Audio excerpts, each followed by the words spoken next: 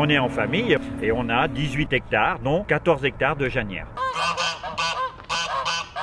Avec mon épouse Francine, on a une entreprise qu'on a créée en 1984 et aujourd'hui on a la chance d'avoir notre fille qui arrive sur le domaine. On est aujourd'hui mercredi, pas d'école, donc on avait les petits-enfants Harold et Ornella qui sont venus prêter main forte déjà à 5 ans sur la vendange. Les raisins sont pressés et le jus de raisin se met après dans les grandes cuves dont là il va partir en fermentation alcoolique. Ça va durer un bon mois, 2 mois même. Ces vins-là, on va les soutirer et refiltrer sur terre 2 fois à partir du mois de mai. On commence à faire la mise en bouteille. Dans le chenin, bien, on a de l'acidité, il y a du sucre qui se transforme en alcool. Suivant la quantité de sucre, ça peut rester 5 grammes, comme on peut avoir pour les moelleux jusqu'à 35 grammes, 45 grammes s'il était monté à 15 degrés. On appelle ça un mustimètre et là on va calculer la densité de sucre. Il a un potentiel de 13 degrés parce que là c'est le début des jus, donc ils sont toujours un peu moins forts qu'à la fin. Donc on aura un bon 13 degrés. Pour enlever les grosses impuretés, on met de l'argile dans le jus de raisin et ça sépare toutes les impuretés du jus propre. Le jus de raisin est filtré. Après, il va se reformer une lie qu'on appelle la lie fine. Au premier sous-tirage, on tire la lie fine qu'on remet à part et on enlève la grosse lie. Et cette lie fine, je la réincorpore au premier sous-tirage dans le jus de raisin et avec une hélice, je brasse des fois tous les 10 jours, qu'on appelle le bâtonnage d'autrefois. Filtrer le vin n'empêche pas une vie microbienne et n'affecte pas sur les lies, sur rien du tout. C'est juste un dégrossissage comme on appelle, je vous dis, autrefois on appelait ça le débourbage. La machine à vendanger, c'est vraiment une belle technique aujourd'hui parce qu'elle bat les raisins, elle secoue avec un vibreur. S'il y a des mauvais grains un petit peu secs comme on peut voir là-dessus, ben ça les ramasse pas. Le Janière est né dans les années 1850-56 où le clos Janière était déjà représenté. La taille de la vigne, donc c'est du mois de décembre jusqu'au mois de mars. Tous les jours, on est à 3 à tailler la vigne avec des sécateurs d'étail électriques. Au printemps, on appelle ce qu'on a les travaux en verre à partir du mois d'avril. Alors notamment au mois de mai, on fait des plantations de vignes. Les terrains sont bien frais, bien humides et on fait l'épionnage. C'est d'éliminer sur le cep tous les gourmands qui ne vont pas être fructifères, que l'on va supprimer manuellement pendant à peu près 3 semaines pour ne pas que ça vienne puiser en fait trop la sève sur les souches.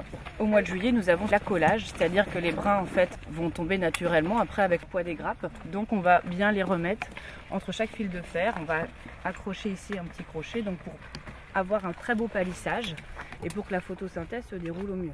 Fin septembre, début octobre, nous avons donc l'étape des vendanges pour aller cueillir le raisin. On est sur un vignoble très morcelé qui a notre plus grande parcelle fait 1 hectare. Et cet hectare, ça s'appelle aussi le clos Saint-Jacques. Sur l'appellation Janière, il y a différents clos qui pourraient même à l'avenir peut-être devenir des crus parce qu'ils sont très très qualitatifs. Et là, donc on est sur une jeune vigne, qu'on a arrachée en fait il y a 3-4 ans et on a replanté une jeune vigne dessus. Enfin, on a des raisins un peu pourris qui se disent bah, tiens, ça serait peut-être pas si bon que ça à manger et finalement c'est le meilleur parce que là en fait c'est de la pourriture noble qu'on appelle. Le jus en fait est complètement parti et il reste que le sucre. Donc c'est très concentré et ça c'est des vins, on pourrait faire des vins moelleux avec ça. C'est pour ça qu'on la sélectionne à la main. Ça nous permet de sélectionner les plus belles grappes. Les parcelles de Sous-les-Bois, sur Ruillé-sur-Loire, il y a le haut de Sous-les-Bois, le bas de Sous-les-Bois. Sur Dauvert, il y a les gargouilles, les pierres beurre pour les pinots de Nice également, qui symbolisent vraiment ce côté très argileux qu'on peut avoir également dans nos sols. On a également les cheminées. Parce qu'il y a beaucoup de cheminées, il y a beaucoup de caves sous les coteaux, caves troglodytes en tuffeau. Mais à l'époque, c'était plutôt des anciennes carrières qu'on creusait sous le coteau pour récupérer la pierre, la tuffe, pour ensuite aller bâtir des maisons, des châteaux, des églises. On a la chance sur le domaine d'avoir une ancienne carrière qui date du 12e, 13e siècle. Il y a à peu près 3 km de long en galerie et 77 carrefours. Puis ensuite, c'est devenu des champignonnières et c'est même devenu, dans les années 1920-1930, une ancienne cave touristique qui a été aménagée par l'ancien propriétaire de la maison, M. Baumet. Un lieu de stockage naturel parce qu'on a une température constante toute l'année, 11-12 degrés dans les caves troglodytes. Une hygrométrie qui est très élevée, à peu près 95% d'hygrométrie parce qu'il y a beaucoup de sources qui coulent dans les galeries. Certaines années qui peuvent se conserver entre 20 et 30 ans dans des conditions comme celle-ci.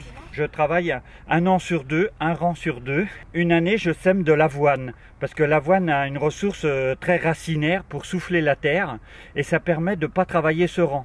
On met de la faucillie, il peut y avoir des fétuques, mais la faucillie et l'avoine, ça se reste à l'année. Après, on le ressème. Alors je vais le faire dans l'autre rang. Et puis ce rang-là, on va sous-soler et tout le racinaire, toute la paille de cette herbe va s'enfuir avec la terre et va donner l'azote à la vigne pour l'année d'après. Et ça évite d'employer les désherbements. Le Tradition, c'est un janière sec fruité.